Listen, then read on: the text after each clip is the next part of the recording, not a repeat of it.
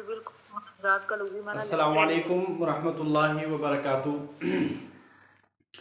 अल्हम्दुलिल्लाहि रब्बिल वालेकुम आलमीन वल अस्सलाम। आक़िबतु लिल मुत्तक़ीन वस्सलातु वस्सलामु अला सय्यिदिल अंबिया वल मुरसलीन।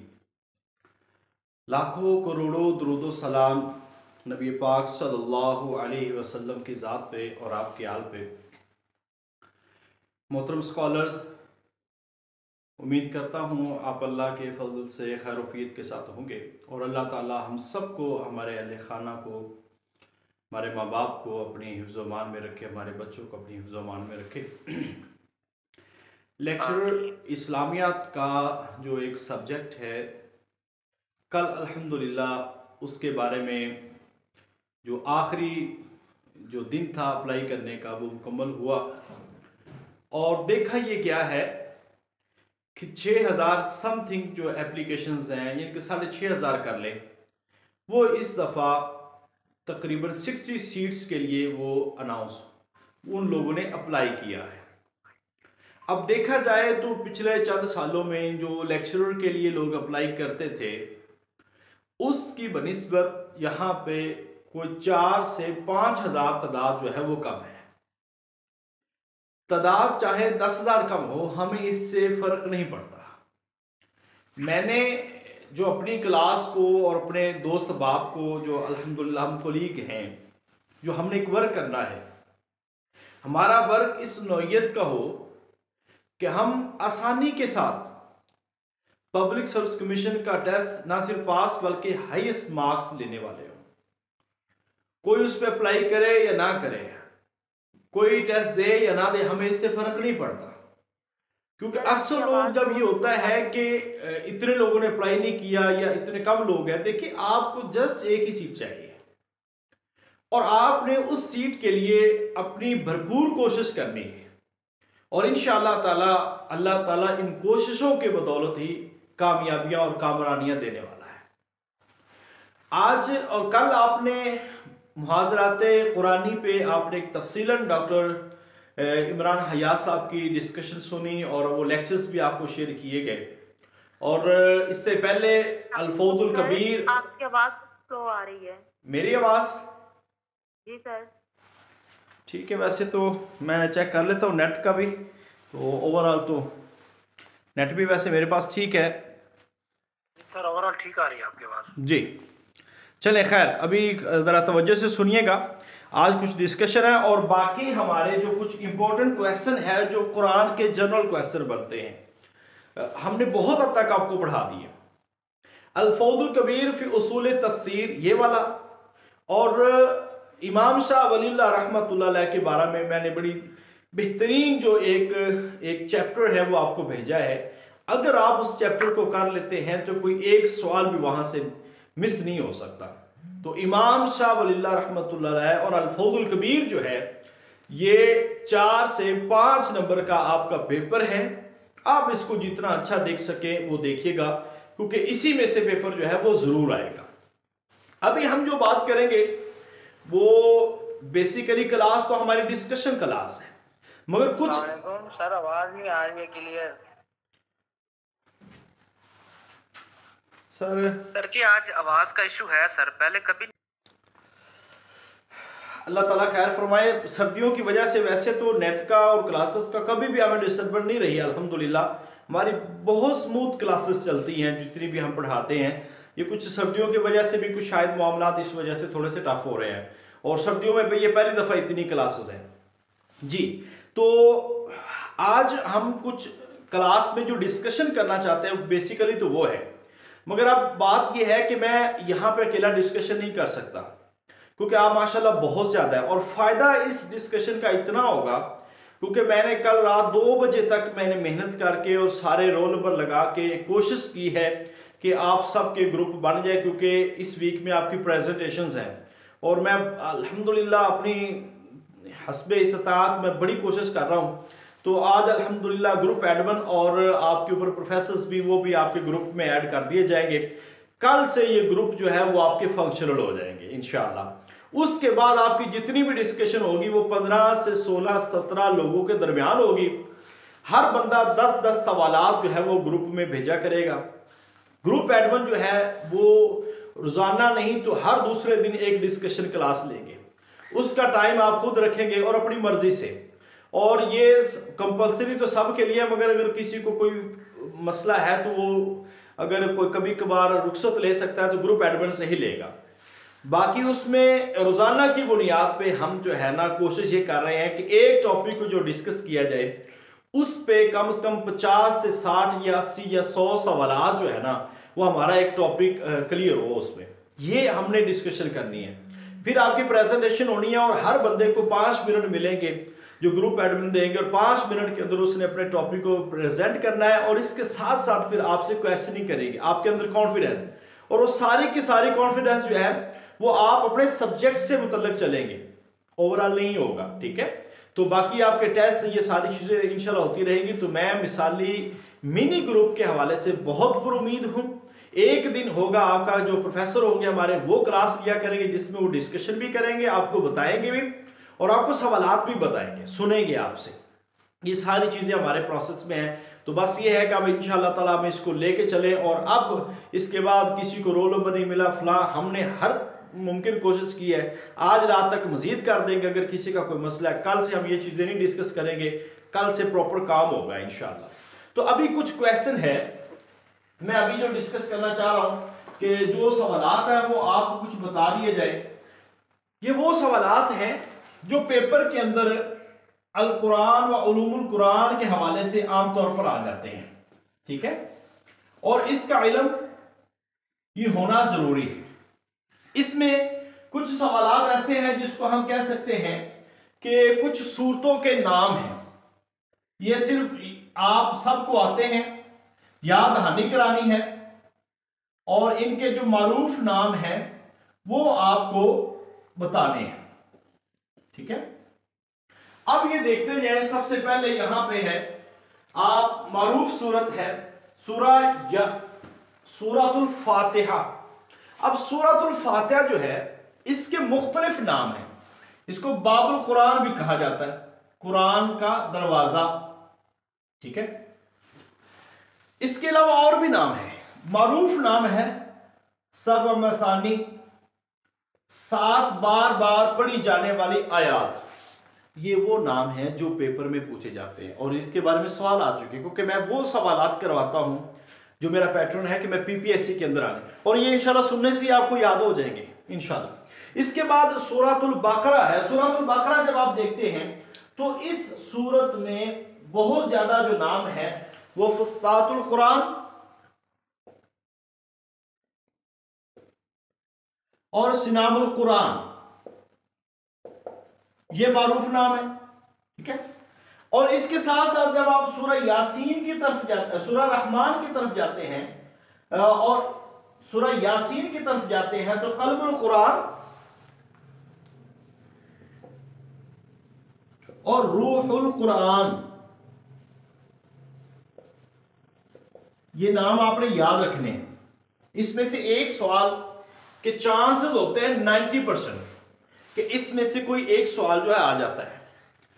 उसके बाद आप सूरह रहमान की तरफ जाते हैं तो सूरह रहमान में जो मारूफ सवालात हैं वो जीनतुल कुरान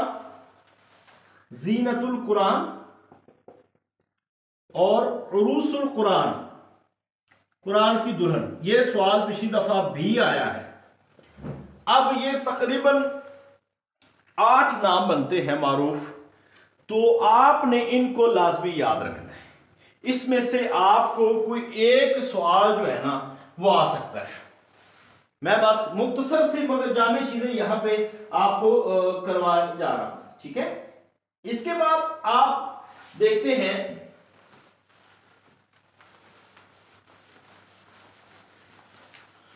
जी, एक सवाल, एक हमारी खातून है अभी लेक्चरर सिलेक्ट होगी, लास्ट ईयर वो सिलेक्शन के मराहल से नहीं गुजर चुकी थी, तो उससे सवाल हुआ, एक बड़ा मारूफ सवाल है मगर नहीं आया, ठीक है। वो 2 मुर्दार कौन से हलाल हैं और किस रूह से, ये कुरान में है या हदीस में, ये भी है। 2 मुर्दार हलाल है, कौन कौन से हैं? एक मछली है और एक टिड्डी दल है। ये जनरल सवालात है और ये हदीस की रूह से जो है ना इनको हलाल करार दिया गया है, ये खाए जा सकते हैं। और दो खून ऐसे, तिल्ली का और कलेजी, ये जो दो खून है ये भी क्या है, हलाल है, ये भी खाए जा सकते हैं। इसके बाद आप एक सवाल आता है, उमूमन आता है उसूल दावत। उसूल दावत जो सवाल है ये पेपर के अंदर अक्सर आ जाता है। इसकी सूरत पूछ ली जाती है, सूरा अन-नहल है और कितने उसूल है, 3 उसूल है। सूरा नहल और 3 उसूल है। उदउ इला सबील रब्बिका बिल हिक्मा वल मौइज़तिल हसना वजादिलहुम बिल्लती ही अहसन। ये 3 उसूल जो है वो बताए गए हैं। इसके बाद आप देखते हैं कि कुरान के अंदर और मुख्तलिफ जगहों पे मुख्तलिफ हुदूद का जिक्र है। अब मैंने उस दिन भी बताया था कि मारूफ हद्दें जो है उसकी तादाद कितनी है, एक है हुदूदुल्लाह, एक होती है ताज़ीर। ये भी मैंने बताया कि हद वो मुअय्यन सजा है जिसमें काजी की तरफ से कमी बेशी नहीं हो सकती। ये इंटरव्यू में बार बार सवाल पूछा गया है। ताज़ीर वो सजा काजी की तरफ से जिसमें जो काजी के इख्तियार में और कमी बेशी हो सकती है, ये आप देखें। अब कुरान के अंदर मुत्तफ़क़, कुरान और हदीस में मुत्तफ़क़ुन अलैह हुदूद की तादाद जो है वो कितनी है, 7 है। सबसे पहले आप आ जाते हैं हद्दे ज़िना। अब ये जो हद है कुरान के अंदर जो है ये मौजूद है और सूरा नूर के अंदर भी ये मौजूद है। अब इसकी सजा क्या है, शादीशुदा रजम है और गैर शादीशुदा जो है वो उसको 100 कोड़े मारे जाएंगे। और ये नबी पाक सल्लल्लाहु अलैहि वसल्लम के दौर में एक माइल असलमी और गामदिया कबीले की एक औरत थी जिसके ऊपर ये हद नाफिज की गई थी। ये वो सवालात हैं जो आपको पेपर में पूछे जा सकते। हुदूद की तादाद कितनी है, 7। अब उसके बाद है हद्दे शराब। अब हद्दे शराब क्या है, हद्दे शराब से मुराद ये है कि कोई अगर शराब पीता है तो शराब पीने वाले को 40 कोड़े या 80 दुर्रे, ये दो चीजें आती है, 40 या 80 कोड़े 80 दुर्रे उसको लगाए जाएंगे। अब इसके बाद है हद्दे क़ज़फ़। हद्दे क़ज़फ़ का जिक्र आपने सुना होगा वाक़या इफ़क के हवाले से। तो वाक़या इफ़क में ये सजा बयान की गई है कि जो किसी पाक दामन औरत पे तोहमत लगा देता है तो उसकी सजा जो है वो 80 कोड़े, ठीक है, उसकी सजा क्या है, 80 कोड़े, 1 2 3। अब इसके बाद जो आप आ जाते हैं वो मजीद हुदूद को देखते हैं तो यहां पे हद है हद्दे सरिका। ये लफ्ज आता है हद्दे सरिका यानी कि चोरी की हद, चोरी की हद। अब इसकी मारूफ जो है कि जो कुछ चोरी करता है उसका हाथ काट दिया जाता है और रुब और दिनार जो है उसकी एक मिकदार मुकर्रर की गई है तो उस लिहाज उसका हाथ काट दिया जाता है। ऐसे ही आप एक सवाल आता है कि हक मैर कम से कम कितना होगा, तो 10 दिरहम के। ये अभी कल जो पेपर हुआ है उनका Khyber Pakhtunkhwa public service commission का, तो वहां पे भी ये सवाल है और ऐसे सवाल आते। पेपर को मुश्किल नहीं था कल वाला, अगर आप देखें तो आसान पेपर था, मगर ये चीजें जो है जिसने याद की थी उसके लिए जो है वो आसान हो जाती है। इसके बाद आप हद देखते हैं तो हद्दे हराबा, हद्दे हराबा जिसको कहते हैं ये होती है कि चोरी के साथ डकैती करना। कुरान के अंदर इसको मुहारबा कहा गया है। सूरा माइदा के अंदर आयत नंबर 33 में है, इन्नल्लज़ीना युहारिबूनल्लाह व रसूलहु व यसअऊना फिल अर्दि फसादन अन युक़त्तलू व युसल्लबू व तुक़त्तअ अयदीहिम। ये वाली आयत है कि जो लोग डकैती करते हैं उनकी 3 सजाएं बयान की गई। ये भी हद है, ये 5वें नंबर पर हद है, ठीक है। 5 सजाएं, 3 सजाएं हैं। मुखालिफ सम्मत से हाथ पांव काट दिए जाए, ओ तुक़त्तअ अयदीहिम व अर्जुलुहुम मिन खिलाफ, मुखालिफ सम्मत से उनके हाथ पांव काट दिए जाए, या उनको जलावतन कर दिया जाए, या उनको सूली पे चढ़ा दिया जाए, या उनको सूली पे चढ़ा दिया जाए। तो ये 3 सजाएं। इसके बाद है इर्तिदाद। हद इर्तिदाद क्या है? मुर्तद हो जाना है, ये भी साबित है। तो मुर्तद की सजा वो है, वो वाजिबुल कत्ल है, वाजिबुल कत्ल है। अब यहां पे एक सवाल आता है, अगर आपसे इंटरव्यू में ये सवाल पूछ लिया जाए कि अगर आपके इस्लाम को छोड़कर कोई बंदा दूसरे मजहब को इख्तियार कर लेता है तो आप उसको वाजिबुल कत्ल कहते हैं, ये कहां का इंसाफ है? जबकि आप गैर मुस्लिमों को तबलीग करते हैं, ठीक है, और उसको तबलीग जब आप करते हैं तो वहां से आप हिंदू, ईसाई, यहूदी, किसी और मजहब के लोग वो फॉलो करते हैं इस्लाम को, तो आप उसको बड़े वेलकम करते हैं। इसकी लॉजिक क्या है कि अगर आपको छोड़ के जाते तो वो वाजिबुल कत्ल है। ये एक बहस है जो मैं आज आपको साइन कर रहा हूं कि कल आपने इसको तैयार करना है, ठीक है।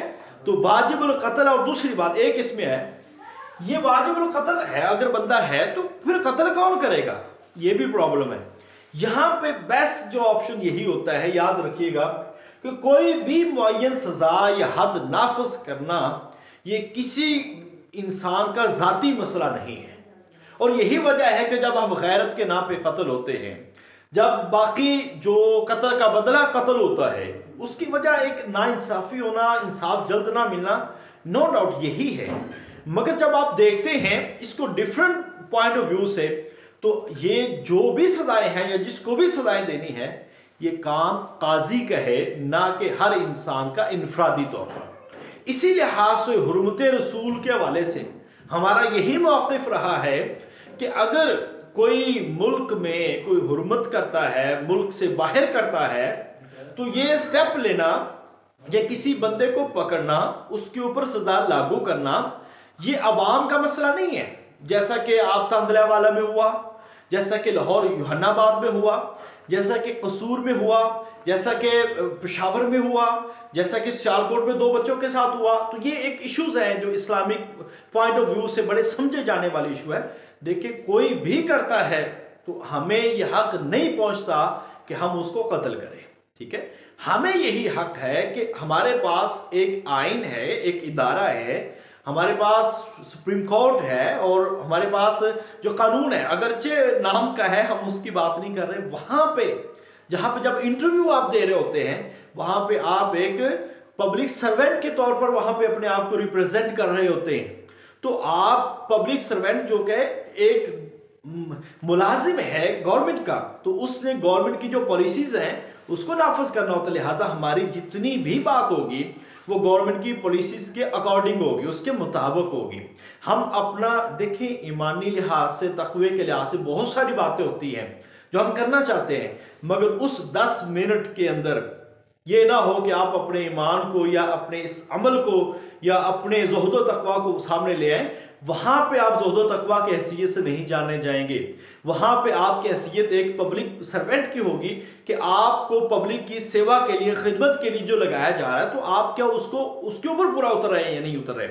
तो वहां पे कोई आपका दुश्मन नहीं है, चाहे कोई यहूदी है, ईसाई है, नॉन मुस्लिम्स है, मुस्लिम है, सारे इक्वल है, ठीक है। इस लिहाज से वहां 10 मिनट के अंदर अगर आप रियासत पाकिस्तान और आईने पाकिस्तान के उसूल और कवायद और जवाबत का बोलबाला कर देते हैं, तो आप एक रियासत के वफादार शहरी ठहरते हैं। लिहाजा वो ऐसे बंदों को जो वहां पे सिलेक्ट किया जाता है, और ये ज्यादा माना चेयरमैन की हैसियत से होता है।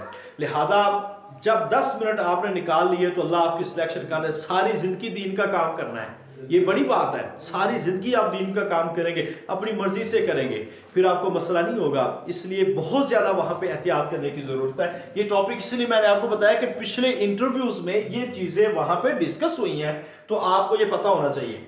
और आखिरी सदा है बगावत। और किसी भी मुल्क के अंदर ये जो बगावत की सदा है, ये बड़ी बड़ी इंपॉर्टेंट है।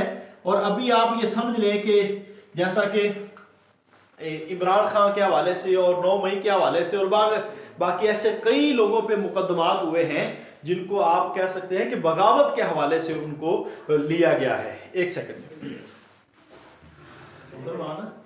ऊपर जाइए, चाची को भी बैग बेचना, बोल मार को जी, तो यहां तक हमने 7 हुदूद का बड़ी तफसील के साथ जिक्र किया है, और इसके बाद एक और चीजें यहां पे डिस्कस करने वाली हैं, मगर हम उसको भी ये आप देख लीजिएगा मजीद, चूंकि उस पर ज्यादा नहीं हम डिस्कस कर रहे हैं। ये कत्ल की अकसाम है, ये हमारे मिसाली गाइड के अंदर भी मौजूद है। कत्ल की अकसाम देखें, इसमें बहुत ज्यादा लंबी चौड़ी बहस है, हम सब पे नहीं जा रहे, मगर इसको आपने पढ़ना जरूर है। कत्ल अमद है, जानबूझ के कत्ल करना। अब कत्ल अमद की सजा क्या है? क़िसास के बदले क़िसास है। वलकुम फिल क़िसास हयातुन या उलिल अलबाब। अब यहां पे भी एक बार जो बात मैं करना चाहता हूं वो ये है कि जो क़िसास है, अभी उसके बारे में, ये भी अचानक हो गया, अभी उसके बारे में जो एक लॉजिक बताते हैं लोग कि क़िसास इस्लामी सजाओं को बहुत टफ और बहुत मुश्किल बताया जाता है, और देखने में आया है कि इसको जुल्म करार दिया जाता है कि ये जो सजाएं हैं ये एक जुल्म की तरह है। तो आप क़िसास को कैसे देखते हैं? आप इस्लामी सजाओं के हक में, जैसा कि पाकिस्तान में तो सजाएं को नहीं है, जब आपसे वहां पे बहस हो जाए तो फिर आपने क्या, कत्ल अमद जानबूझ के कत्ल करना, इसको कहते हैं। शिबे अमद, जानबूझ करने के मुताबिक उनके उसके मुतशाबे जो है कत्ल है वो करना। एक होता है अमद कसदन, इरादा करके कत्ल करना। एक होता है शिबे अमद, कत्ल करने का इरादा नहीं था मगर कोई ऐसा आला लगने की वजह से या कोई जरब लगने की वजह से वो हो गया। अब इसको कहते हैं कत्ल शिबे अमद। ये 5 किस्में हैं।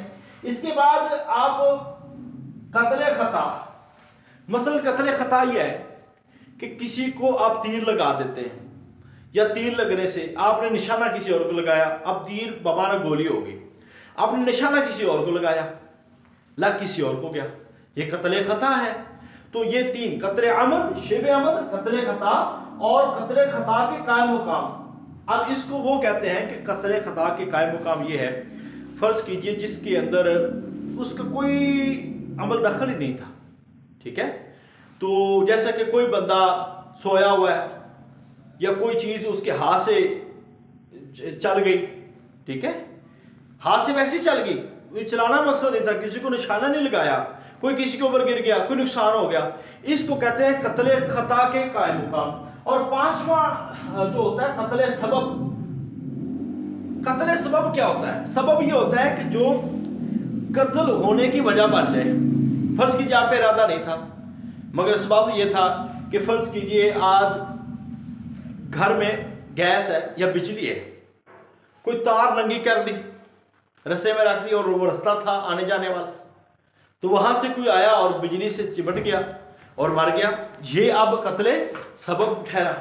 तो ऐसे तमाम कत्ल हैं, अगर इनकी सजाएं अब शरई तौर पर वहां पे बयान है।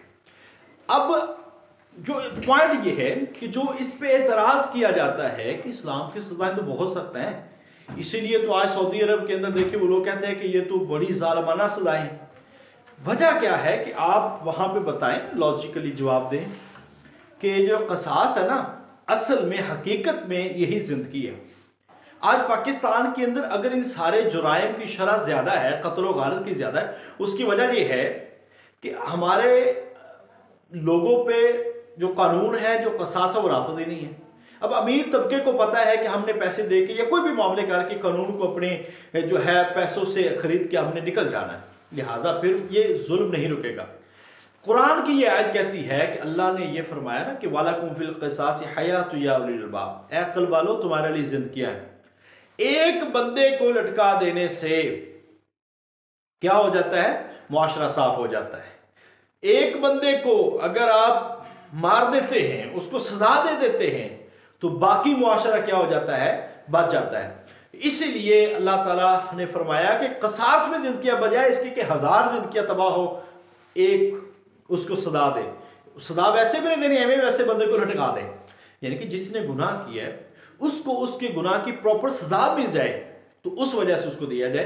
तो मजीद इस पे इस्लामी सजाओं पे जो चेयरमैन की तरफ से या लिबरल लोगों की तरफ से एक बात होती है, तो हमें इसका लॉजिकली जवाब देना है। देखिए, अगर आप वहां पे फिर वही बात ज़ुहद तकवा और कुरानी आयात को लेके बैठ जाएंगे तो जाहिर बात है कुरानी आयात तो वजाहत करती है, मगर उन्होंने कुरान नहीं पढ़ा हुआ, वो तो कुरान को थोड़ा बहुत टच करते हैं। आपने उनको लॉजिकली जवाब दे जो कि कुरान से साबित है। लिहाजा ये मैं टॉपिक इसलिए बता रहा हूं, एक तो आपको पेपर में आ सकते हैं, दूसरा ये पिछले सालों की एक रूटीन रही है कि उनको इंटरव्यू में ऐसे सवाल हुए। अब यहां पे एक बहुत बड़ा मारूफ सवाल है, कसम का कफारा, नजर का कफारा, नजर का कफारा, कसम का कफारा है। अब किसी से भी पूछ लो तो इल्ला माशाल्लाह चंद एक लोगों को ये पता भी नहीं है कि कफारा क्या है। देखिए, कसम का कफारा, जिहार का कफारा, यहां पे हम प्लस नजर का लिख देते हैं, नजर का कफारा, जिहार का कफारा, रोजे का कफारा, ठीक है, ये बड़े मारूफ है। और कसम में भी ना एक ये वो कसम होती है जो हम बाज का तोड़ देते हैं, मगर मुतअम्मिदन जो कसम तोड़ी जाए उसका सख्त गुनाह है, वबाल होगा, ठीक है। क्योंकि कसम की भी आगे यमीन लग़्व है, यमीन मुनाक़दा है, यमीन गमूस है।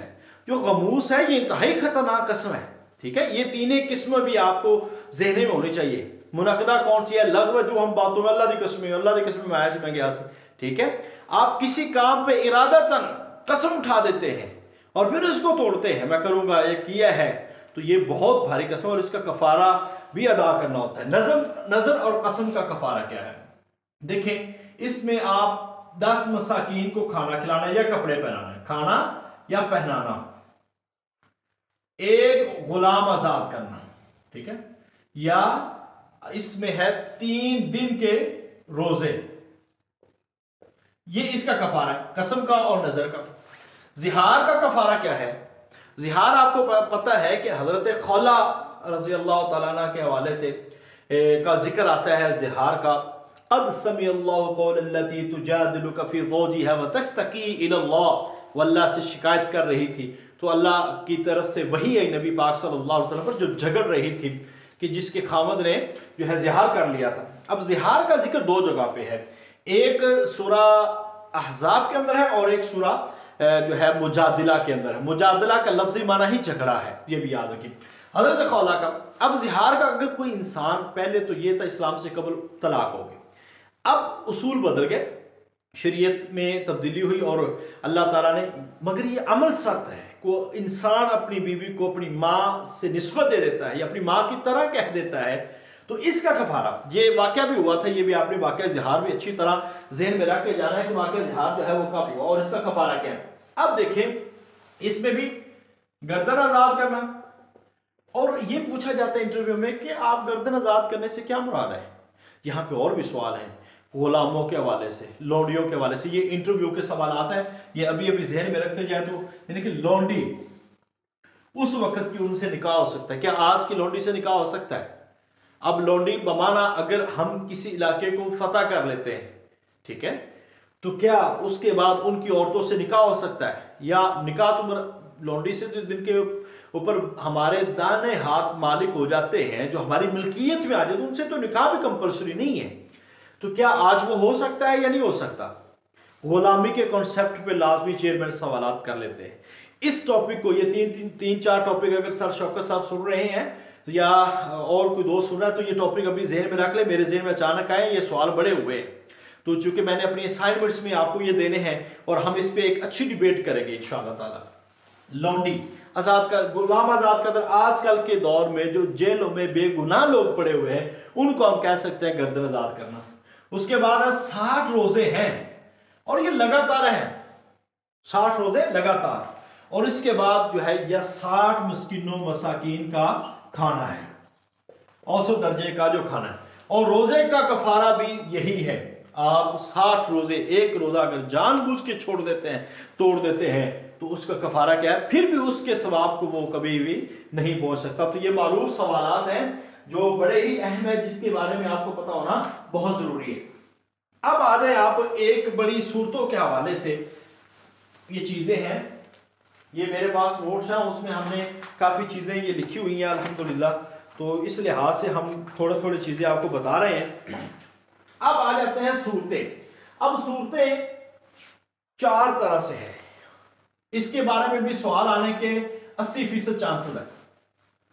तिवाल, मुईन, मसानी, मुफस्सल, ये 4 किस्में हैं जो सूरतों की, जिसको हम देखते हैं कि ये तिवाल है, ये मुफस्सल है।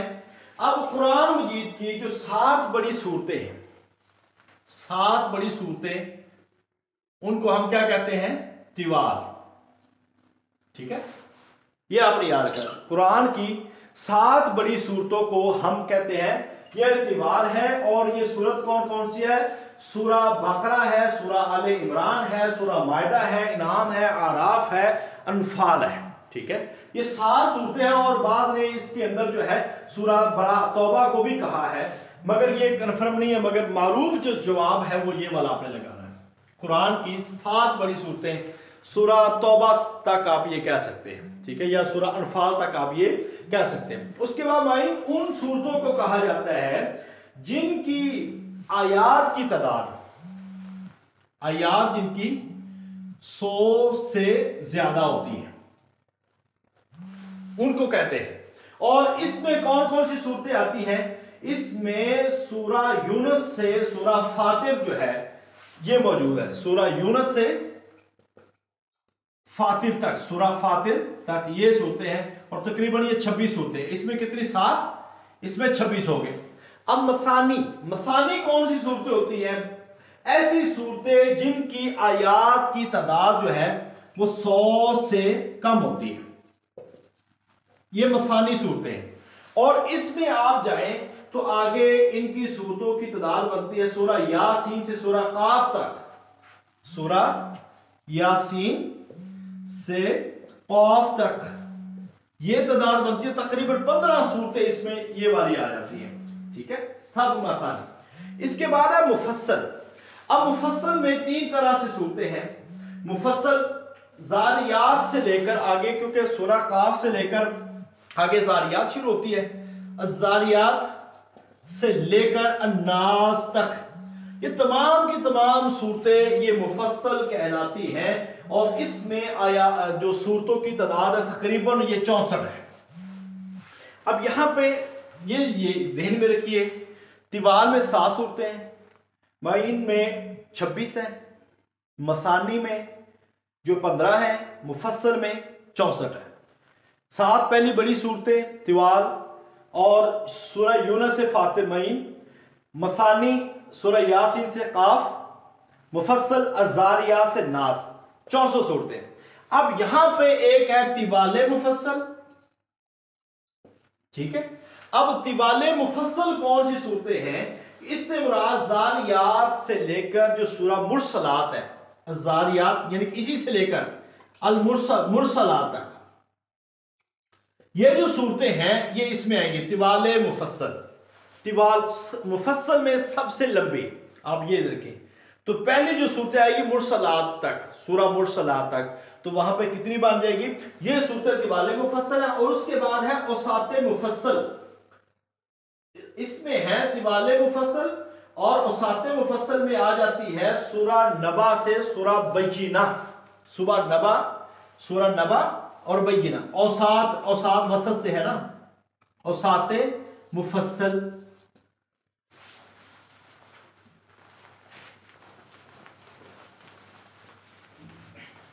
औसाते मुफस्सल में सूरा नबा से अल बय्यिना, ये सूरतें ये औसाते मुफस्सल कहलाएंगे।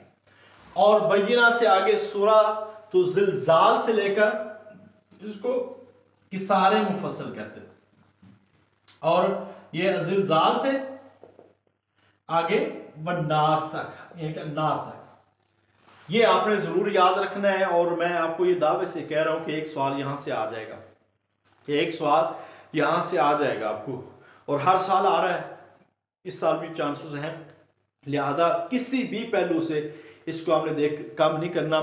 तो ऐसी 7 लंबी सूरतें वो तिवाल, 100 से ज्यादा आयात हो तो तिवाल में कितनी सूरतें मौजूद है? 7 है। अगर 100 से ज्यादा आयात हो उसको मईन सूरतें कहते हैं, और इनकी तादाद जो है वो 26 बनती है। और जिसकी तादाद 100 से कम है, आयात की तादाद 100 से कम हो, उसको मसानी कहते हैं। और मसानी के अंदर जो सूरतें हैं वो 15 हैं। इसके बाद जो मुफस्सल में आगे 3 कैटेगरी। वैसे तो मुफस्सल हम कहेंगे सूरह ज़ारियात से लेकर आगे वो नास तक, मगर इसमें 3 कैटेगरी है। तिवाले मुफस्सल पहले सूरह ज़ारियात से लेकर सूरह मुरसलात तक, उसको हम कहते हैं ये तिवाले मुफस्सल है। इसके बाद हम चले जाएं तो बात करते हैं औसाते मुफस्सल, दरमियानी। उसके अंदर कितनी सूरतें हैं? सूरह नबा से सूरह बय्यिना तक। इसके बाद आखिरी है किसारे, छोटी मुफस्सल, उसको कहते हैं सूरह ज़िलज़ाल से लेकर सूरह वन्नास तक। मैं उम्मीद करता हूं कि ये चीजें आपको इंशाअल्लाह ताला समझ आई होंगी और आप इंशाअल्लाह इसको याद भी करेंगे जी। तो अभी हम बात कर रहे हैं जी मजीद यहाँ पे कुछ ऐसे सवालात की जो हमारे बड़े अहम सवालात हैं, वो भी आपके सामने रख रहा हूं। ये जनरल सवालात है कि एक सवाल तो ये है कि शआइर अल्लाह, इससे क्या मुराद है? अच्छा, ये सवाल भी 2 दफा आ चुका है पेपर के अंदर, और आगे लिखा होता है कि इससे मुराद क्या है। अब शायर जो है ये शायरा की जमा है। इसका माना निशानियां, अलामात। अलामात जो है निशानियां, ये अल्लाह ताला की निशानियां और अलामात उस चीज को चीज को कहा जाता है जो किसी चीज की अलामत हो।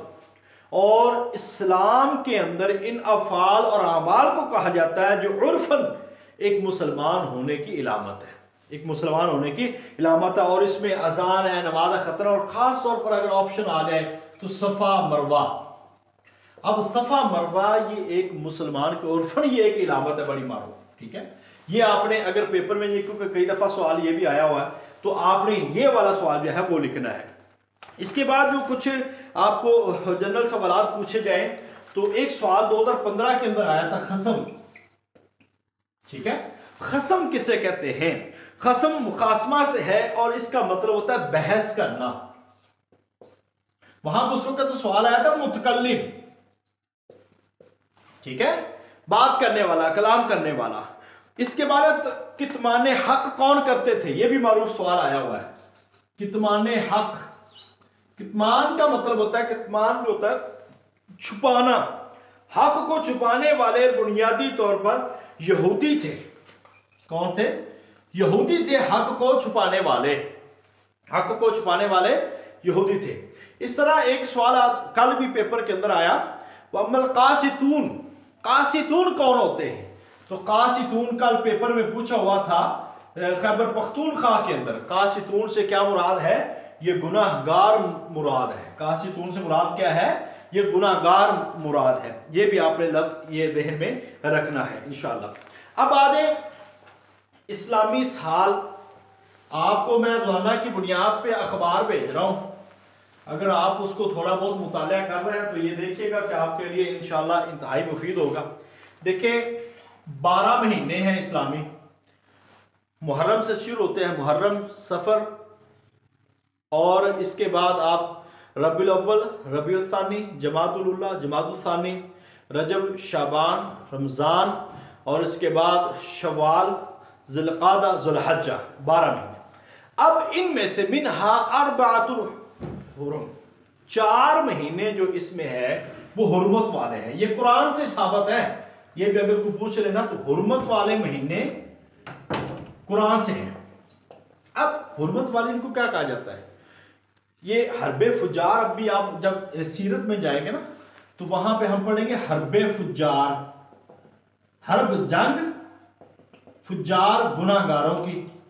अब हरबे फुजार को हरबे फुजार ही इसी वजह से कहा जाता था कि वो हुर्मत वाले महीनों में हुई है, वो हुर्मत वाले महीनों हुई है।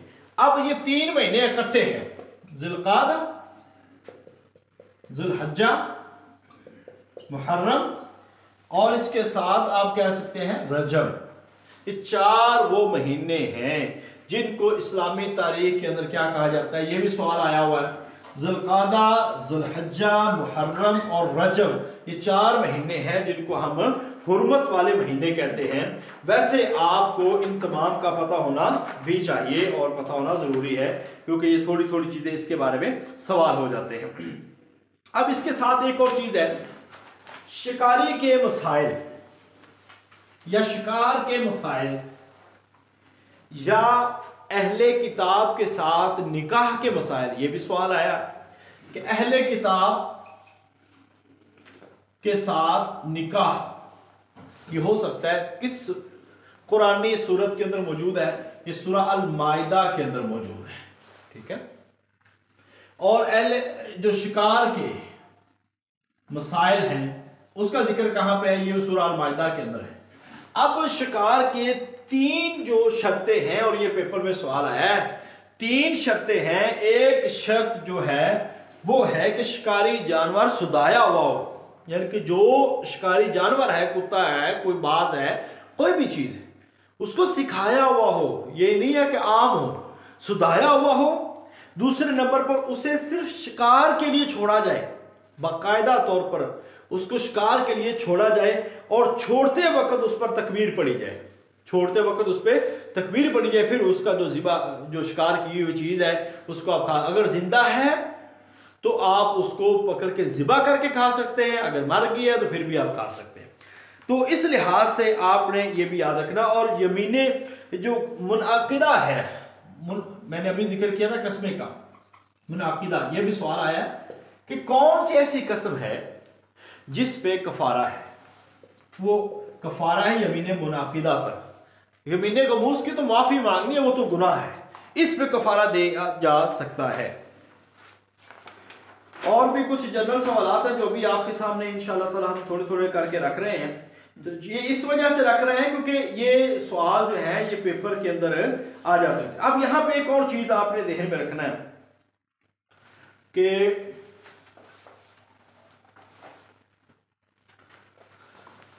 आप सूरह माइदा के अंदर कुछ जानवर पढ़ते हैं, ठीक है। वो आयत है, औज़ुबिल्लाहि मिनश्शैतानिर्रजीम, हुर्रिमत अलैकुमुल मैततु वद्दमु वलहमुल खिंज़ीर वमा उहिल्ला बिहि लिग़ैरिल्लाह वलमुनख़निक़तु वलमौक़ूदतु वलमुतरद्दियतु वन्नतीहतु वमा अकल अस्सबउ इल्ला मा ज़क्कैतुम वमा ज़ुबिहा अला नुस्बि अन तस्तक़सिमू बिल अज़लाम ज़ालिकुम फ़िस्क़। ये वाली आयत, ये सारे जानवर, नतीहा जो सींग ला के मर जाए, ठीक है, मौकूदा जो चोट ला के मर जाए, इसी तरह जो आस्थानों पे ज़िबा किया जाए, जो खून है, जो मुर्दार है, मैता मुर्दार है, वह दम और खून है, खून कौन सा? खून बहाया हुआ। आप देखिए खून हलाल भी है, तिल्ली का, जिगर का खून, तिल्ली के खून को कहते हैं, वो हलाल है, मगर यहाँ पे बहाया हुआ खून जो है वो हराम है। तो इस लिहाज से जो गला घूंट कर मर जाए, जो चोट लग नतीहा जो चोट लगने से मर जाए, अलमौकूदा तो जो चोट लगने से मर जाए, नतीहा सींग लगने से मर जाए, ठीक है, और गला घूंट कर मर जाए, तो ये वो वाले जानवर हैं जो हराम है। तो इनकी कैटेगरी जो है ना तफसील के साथ थोड़ी सी आपने देखनी है। वैसे तो अल्हम्दुलिल्लाह आपको अभी भी कुछ आपको समझ आ गई होगी। इसके बाद शाह वलीउल्लाह की 2-3 किताबें हैं। अल-फौज़ुल कबीर, हर दफ़ा यही सवाल आ रहा है कि अल-फौज़ुल कबीर किस मौजू पे लिखी जाने वाली एक अहम किताब है। तो ये सबको पता है कि अल-फौज़ुल कबीर किस मौजू पे लिखी गई है। ये तफसीर की किताब नहीं है, ये यहां पे फर्क आता है। वो ऑप्शन दे देते हैं, तफसीर की है, उसूल तफसीर की है। अब हमारे लोग जाहिर बात है ज्यादातर यही करते हैं कि ये तफसीर की है, तफसीर के बारे में, लिहाजा वो तफसीर लिख देते हैं। मगर ये सबको पता है, 80% लोग इसको जानते हैं, ये इतना मुश्किल सवाल नहीं है कि ये उसूल तफसीर की किताब है। तफसीर और चीज है और उसूल तफसीर और चीज, अगरचे ये दोनों एक दूसरे के साथ लाज़िम मलज़ूम है, मगर है दोनों ही अलग अलग चीजें, इस लिहाज से इनको याद रखना है। अब ये भी सवाल आया है कि फतहुर रहमान क्या है। फतहुर रहमान जो है इमाम शाह वलीउल्लाह रहमतुल्लाह अलैह का जो फारसी के अंदर बरे सगीर में लिखा जाने वाला तर्जमा, पहला तर्जमा जो हुआ है कुरान का वो सिंधी जुबान में हुआ है। तो फारसी में जो लिखा जाने वाला कुरान का तर्जमा था जिसका नाम था फतहुर रहमान, ये इमाम शाह वलीउल्लाह मुहद्दिस देलवी रहमतुल्लाह अलैह ने ये किया था। और इसी तरह फतहुज़ ज़हीर जो है ये इमाम शाह वली रहमतुल्लाह अलैह का एक दरस कुरान था जो सारी जिंदगी उन्होंने दिया है। चंद एक मारूफ सवाल और भी आपको बता रहे हैं कि मुखासिमा में कितने, ये भी सवाल आया, मुखासिमा में कितने ग्रोहों से जो है वो बहस की गई है। मुखासमा, ये आप अल-फौजुल कबीर का पहला चैप्टर मैंने बड़ी तफसील के साथ अपने लेक्चर में डॉक्टर उस्मान साहब ने भी आपको बताया था। तो कितने ग्रोह हैं जी? 4 ग्रोहों का जिक्र है। यहूद, नसारा, मुशरिकीन, मुनाफिकीन, ये 4 ग्रोह हैं। यहूदी, इन्होंने किसको अल्लाह का बेटा बनाया था? वक़ालतिल यहूद उज़ैर इब्नुल्लाह वक़ालत नसारा मसीह इब्नुल्लाह, मसीह यसू मसीह नाम है हजरत ईसा अलैहिस्सलाम का। यहूदियों ने उज़ैर अलैहिस्सलाम को बनाया, ईसाइयों ने ईसा अलैहिस्सलाम को बनाया। तो इसके हवाले से उनके जो गलत अकायद हैं उनके बारे में भी ये बताया गया है। तो तहरीफ कौन करते थे? तहरीफ बदल देना, ठीक है। तो इस हवाले से जो मारूफ थे ये दोनों कौन थी, मगर इसमें ईसाई आप कह सकते हैं और हक छुपाना ये यहूदी थे। तहरीफ और कितमान हक वैसे तो ये दोनों ही यहूदियों के बारे में है, ठीक है, इनको भी आपने याद रखना है। इसके बाद आप ये देख सकते हैं कि हजरत इब्राहीम अलैहिस्सलाम के जो कौन कौन से खसाइस और नहल के अंदर बयान हुए, उम्मत, कानित, हनीफ और शाकिर, ये 4 जो है उनके खसाइस और उनके जो खसाइस है वो सूरा नहल के अंदर जो है वो बयान हुए हैं। इसके बाद कुछ जनरल सवालात हैं जिसको आपने जहन में रखना। अल-फौजुल कबीर के 5वें बाब के हवाले से खास तौर पर ये भी आपने जहन में रखना है। और अल-इस्लाम, अज़लाम किसे कहते हैं? अज़लाम एक लफ्ज है जो 5 के तीर हैं, 5 के तीर। ये भी इन्नमल खम्रु वल मैसरु, ये जो आयत है ना, खमर और मैसर और ज़लाम रिजसुम मिन अमल शैतान, यहाँ पे शैतान, ये जो शराब की हुर्मत है ना 8 हिजरी में जो मराहिल से हुई थी, तो इन्नमल खम्र वल मैसर वल अंसाब वल अज़लाम रिजसुम मिन अमल शैतान, ये शैतान के अमल है। यहाँ पे हुक्म आया था कि अब रुक जाओ, क्योंकि पहली दफ़ा तदरीजन हुक्म आए थे। तो अज़लाम 5 के तीरों को कहा जाता है जो उस वक़्त इस्तेमाल किए जाते थे। बाकी तफसीर के हवाले से भी आपको काफ़ी चीज़ों का अल्हम्दुलिल्लाह इल्म है, तो बहुत सारी चीज़ें जो है अल्हम्दुलिल्लाह कोशिश की है यहाँ पे इसमें बयान कर दी जाए। बाकी कुछ चीज़ें ऐसी हैं जो आप अल्हम्दुलिल्लाह पहले कर चुके हैं हमारे लेक्चर में। मैं ये देख रहा हूँ कि कोई और चीज़ ऐसी नहीं है जो आपको नहीं करवाएगी। तो आप यही समझें कि इंशाअल्लाह अगर आपने ये लेक्चर सुने हैं और पढ़ा है, आपने तसल्ली के साथ पढ़ा है, तो आप ये याद रखिए कि आप हर सूरत कुरान का जो पेपर है ये आप हल कर लेंगे। तो मेरी नज़र में और कोई चीज़ नहीं है, फिर भी कुरान मजीद में जो हरूफ मुक़त्तआत का जिक्र है ये अल-फौजुल कबीर के 4थे बाब में है और ये हर 2-3 सालों से ये सवाल आ रहा है, तो इसको भी आपने ध्यान में रखना है। मौलाना सनाउल्लाह अमृतसरी की ये चीज़ें भी मैंने आपको बता दी है। यमीन गमूस की तारीफ है जो अमूमन कसदन झूठी कसम खाता है किसी को धोखा देने के लिए, माल छीनने के लिए या झूठी गवाही देने के लिए, इसके ऊपर कफारा नहीं है, ये तौबा है। तौबा इंसान करे तो हो सकती है, अल्लाह ताला कबूल करने वाला है, ठीक है। तो बाकी बहुत सारी चीज़ें अल्हम्दुलिल्लाह, मुहकम की क्या तारीफ़ है और इल्मुल अहकाम क्या है, ये सारी चीज़ें हो चुकी हैं, आपने इनको ध्यान में रखना है। अल्लाह ताला हम सब का हामी और नासर हो। तो खैर बाकी ये चीज़ें अल्हम्दुलिल्लाह कवर हो चुकी हैं। अभी कुछ क्वेश्चन जो शुरू होगी और फिर आपसे सवालात करेंगे। बेसिकली मेरा आज का जो टॉपिक यही था कि मैं आपसे क्वेश्चन करूं। देखिए क्वेश्चन करने का ये आपको बहुत ज़्यादा फ़ायदा होगा, हर बंदे से सवालात हों। अब मेरे पास जब मैं करूँगा तो मैं मैक्सिमम 5-10 लोगों से कर पाऊँगा। तो हमने 10 एडमिन बनाए हैं, 10 ग्रुप बनाए हैं और हर ग्रुप में हमने एक छोटी सी तादाद रखी है। पहले 4 ग्रुपों में 5 ग्रुपों में सिर्फ 20-20 है, बाकी सब में 15-15 लोग हैं। तो उनके ऊपर एडमिन क्लास लेंगे और उन क्लास को मैं खुद वाच करूंगा, मैं खुद फर्दर भी पूछूंगा और इसके साथ साथ हर ग्रुप में हमारा एक प्रोफेसर होगा जो आपको वाच करेंगे, आपको पढ़ाएंगे और कोई सवाल होगा आप सब मिल के कोशिश करें। देखें आप सब जो है वो ये करना शुरू कर देते हैं कि हम सारे सवाल टीचर से पूछें। बाज़ औक़ात और अक्सर औक़ात हम अवेलेबल नहीं होते क्योंकि ऐसा होता है अपनी अपनी मसरूफियात होती हैं और सबको बंदा जवाब नहीं दे पाता। तो इस लिहाज से सबसे पहला काम यह कि आप ग्रुप में शेयर करें और ग्रुप में आप ना ये ना बनिएगा कि इल्म को छुपाने वाले, इल्म का इजहार करें। ये वो चीज़ है जो बढ़ेगी एक दूसरे के साथ सीखने की। और मैंने पहले दिन से कहा था, एक दूसरे के लिए मुखलस रहना आपने, एक दूसरे को जितना इल्म हो सकता है आप डिलीवर करें, पहुँचाएँ। लेना हर बंदे ने अपने अपने नसीब का है, कोई आपका नसीब छीन नहीं सकता, ये बात तय है। लिहाजा अपनी तरफ से खैर खाई में कोई कमी कोई कसर ना छोड़े। बाकी हर इंसान का अपना अपना मुकद्दर है, अपना नसीब है। तो हर किसी के लिए आसानियाँ, सुदगियाँ और राहों को हमवार करना ये सीखना हमने। और हमेशा एक दूसरे की राय का एहतराम करना है, एक दूसरे की बात को समझना है और पॉजिटिव चीज़ों को लेके चलना है। और दुनिया के साथ रब्ता रखना है, अखबार पढ़ना है, न्यूज़ देखनी है, ताकि आपको पता हो कि हालात क्या चल रहे हैं। जनरल नॉलेज को कभी कभी 1-1 घंटा आपने टच करना है। ये चीज़ें इंशाल्लाह ताला आपको अपने टेस्ट के अंदर कामयाब करेंगी। तो आज ये समझ लें कि हमने कुरान का पूरा खुलासा और इसी तरह हमने पूरे लेक्चर जो हमने लिए हैं, तो कुरान का सिलेबस यहाँ पे वाइंड अप होता है। मगर अभी हमने 4 दिन मजीद और पढ़ना है, मुख्तलिफ किताबों से इसको पढ़ना है। बाकी स्टेप बाय स्टेप चलेंगे। तो ये 10 दिन हमने कुरान के लिए मुख्तस किए हुए हैं। बेहतरीन तैयारी जो है वो आपकी होनी चाहिए और बेहतरीन सवालात और उनके टेस्ट होने चाहिए। और फ़र्क हो, एक पहला टेस्ट हुआ था और उसके बाद जो टेस्ट हो गया एक फ़र्क होगा। अभी इसके बाद एक टेस्ट होगा आपका, जो मैंने कहा था कि अल-फौज़ुल कबीर और इमाम शाह वलील्लाह रहमतुल्लाह अलैह के बारे में होगा। 2 टेस्ट होंगे, एक इंग्लिश में होगा, वो सिंध वालों के लिए भी होता है, चूँकि फेडरल में भी बाज़ औक़ात इंग्लिश में आता है, NTS में भी इंग्लिश में आया था, आपको पता हो। और एक उर्दू में होगा। दोनों टेस्ट होंगे, वो आप करेंगे।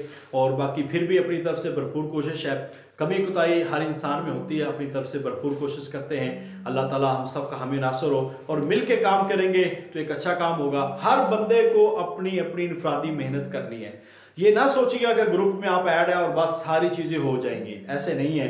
ग्रुप के अंदर आपको डाटा दिया जाएगा, आपको पढ़ाया जाएगा। और मैं ये क्लासेस इसलिए लेता हूँ कि टीचर का मकसद ये नहीं है कि वो ग्रुपों में, जैसे आम दुनिया में बाकी जगहों पे बहुत सारे सब्जेक्टों के साथ ऐसे होता है, लोग सिर्फ डाटा दे देते हैं, वो कोई भी दे सकता है। हमारा काम है आपके लिए लेक्चर को आसान बना के पेश करना और टू द पॉइंट पढ़ाना। जो आपको देखिए, इस्लाम तो बहुत बड़ा है और बहुत लंबा चौड़ा है, हम सारा नहीं पढ़ सकते। हम आपको अभी पेपर के लिए प्रिपेयर कर रहे हैं और उसी के लिए हमारा कट है। इंशाल्लाह अल्लाह ताला हमें इस क्लास को नफ़ा बख्श बनाए। बाकी मिसाली ग्रुप अगर आपके ऊपर मेहनत करता है तो आप हमारे नुमाइंदे हैं। हमने खुलूस नीयत के साथ यहाँ पे काम शुरू किया है और अल्लाह ताला ने इस काम को बड़ी तरक्कियाँ दी है और अल्लाह का शुक्र है अल्हम्दुलिल्लाह। आज पूरे पाकिस्तान में एक मिसाली ग्रुप का नाम है और उसकी वजह आप लोग हैं, जो लोग कामयाब हुए हैं, जो जहाँ पे जाते हैं अल्हम्दुलिल्लाह। तो आपसे भी गुजारिश है, ये वो वक्त है सोशल मीडिया पे जहाँ पे झूठ सच सब मिक्स हुए पड़े हैं, तो आप लोग हमारे नुमाइंदे हैं। बाकी दीगर अहबाब तक, अपने दोस्त अहबाब तक पैगाम आपने पहुँचाना है और इंशाल्लाह आप सब ज़रूर इसके लिए वर्क करेंगे, मिसाली ग्रुप के हवाले से भी, तो मिसाली गाइड के हवाले से भी। और अल्हम्दुलिल्लाह अल्लाह का शुक्र है कि उसको तारीख़ी कामयाबी मिली है कि हमारी चंद दिनों में अल्हम्दुलिल्लाह 400 से ज़्यादा किताबें जो है वो अल्हम्दुलिल्लाह स्कॉलर्स के पास पहुँच चुकी हैं। तो ये भी अल्लाह ताला का फ़ज़ल है। तो अल्लाह ताला मज़ीद इसको नफ़ा बख्श बनाए, हम खुलूस के साथ काम करें, नेक नीति के साथ काम करें। अल्लाह हम सब का हामी नासर हो। अस्सलामु अलैकुम व रहमतुल्लाहि व बरकातुहू।